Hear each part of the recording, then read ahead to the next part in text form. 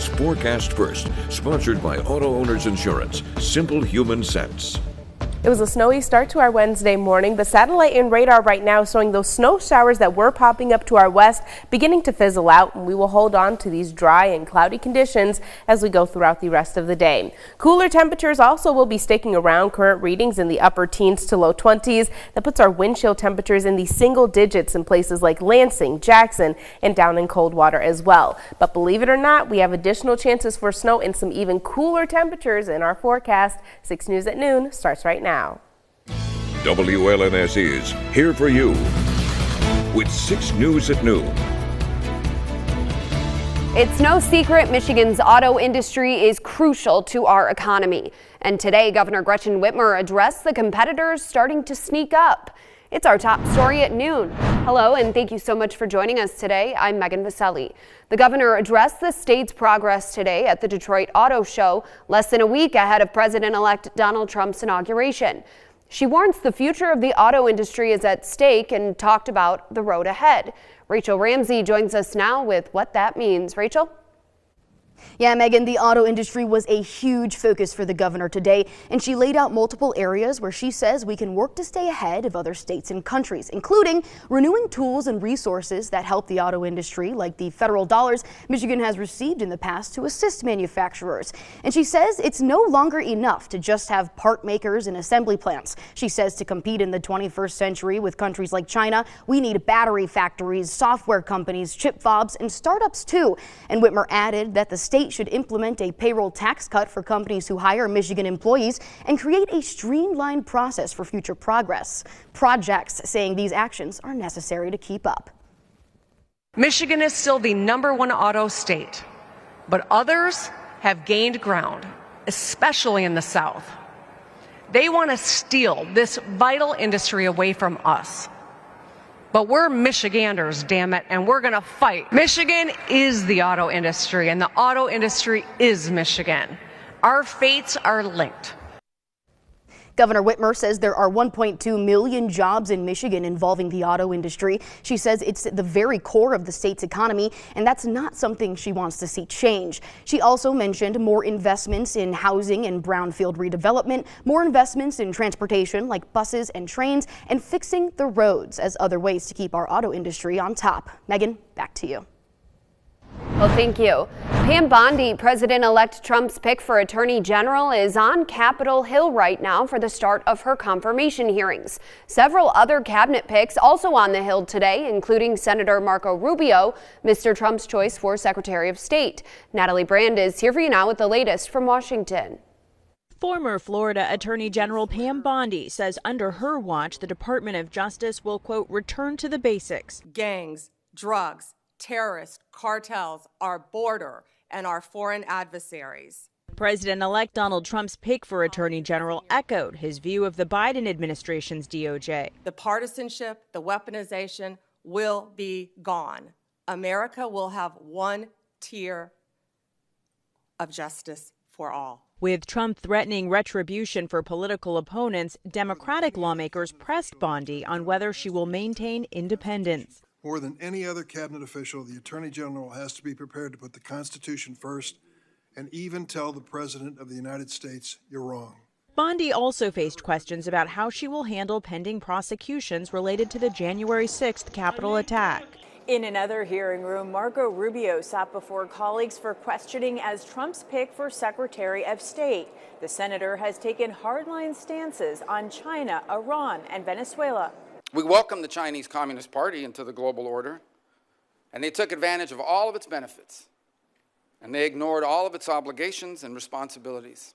Instead, they have repressed and lied and cheated and hacked and stolen their way into global superpower status. Other Trump picks, including John Ratcliffe for CIA, are in confirmation hearings today as the Senate moves to put the president-elect's cabinet in place. Natalie Brand, CBS News, Capitol Hill. A 3-year-old girl is in critical condition after a crash in Jackson County. Michigan State Police says it happened around 11:30 yesterday morning on westbound I-94 near Deering Road in Sandstone Township. Troopers say a woman from Kalamazoo lost control of her SUV and hit the guardrail twice. At the time, her 2 kids were in the car, an 8-year-old boy and 3-year-old girl. All 3 of them were hurt and taken to the hospital. The woman and her son had minor injuries. However, her daughter was listed in critical condition. We'll let you know how she's doing as soon as we find out. U.S. regulators now banning Red 3 dye from our food supply. The move comes nearly 35 years after the dye was banned from cosmetics like lipstick because of its potential cancer risk.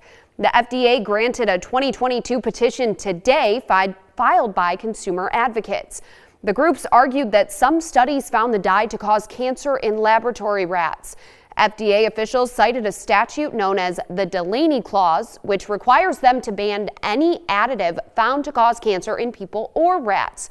However, they note the risk of cancer has not been documented in people. In other health news, there now are new recommendations to measure obesity, which could be welcome news for some people previously classified as obese. A report published in the journal Lancet Diabetes and Endocrinology focuses on body fat and what medical issues people have, not just their weight.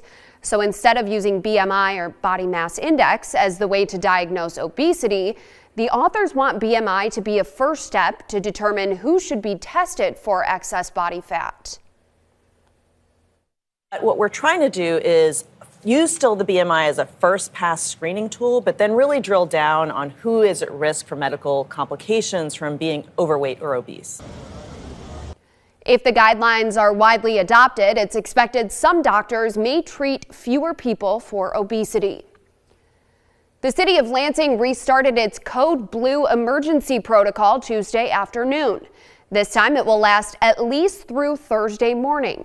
CATA buses will take people to warming centers for free, just ask the driver.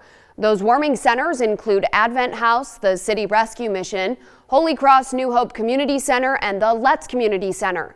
For details, you can call 211 or visit our website, WLNS.com.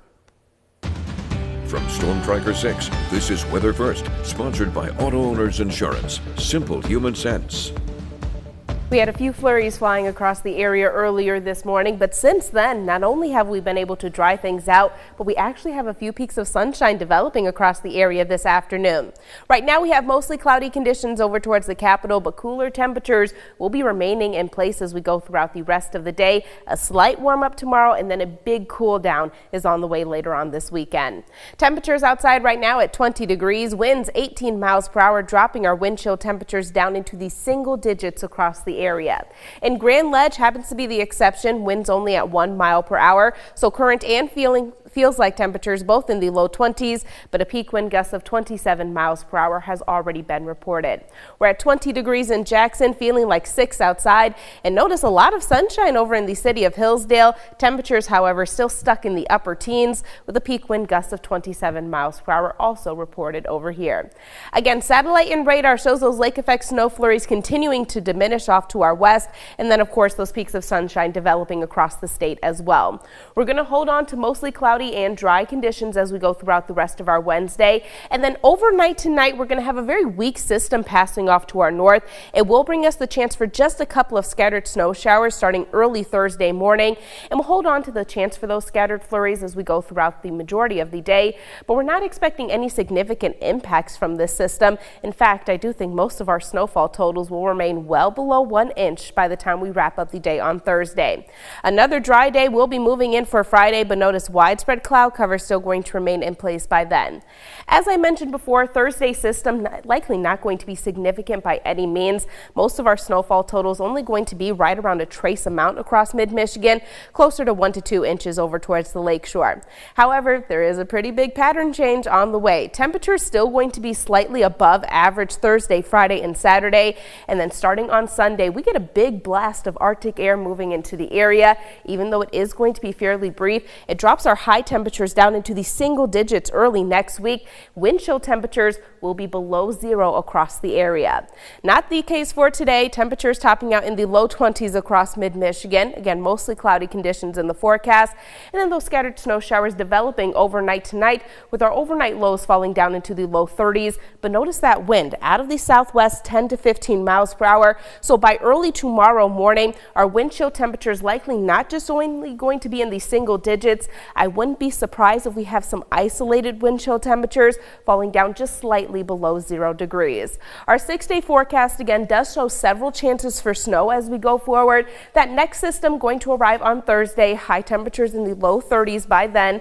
Most of that snow likely going to melt on Friday. Highs in the mid 30s by then. And then a very weak system moving in Saturday morning. Another light dusting of snow possible across the area. And then you can kind of see the direction that our temperatures go starting late next week. And then of course moving into Monday as well. Good news is with that blast of Arctic air, even though it will be kicking up a few additional chances for lake effect snow, this is not only going to be a very cold air mass, but a very dry air mass as well. So even though we will have the chance for those lake effect snow showers, it does look like there will be very minimal in terms of accumulation that we will see across the area. But still, that high temperature of 6 degrees on Monday is going to be pretty tough to deal with, I think. Yeah, it's kind of fun to see it in the... Fun? Well, just I think my OCD is zeroing in on the 0. Yeah. Oh, that kind of looks nice. Yeah. Not pleasant to be out in, but not going to be pleasant cool at all when we're used to seeing much higher temperatures in the teens and 20s. That's one way to put it, at least. All right, Kendall, thank you.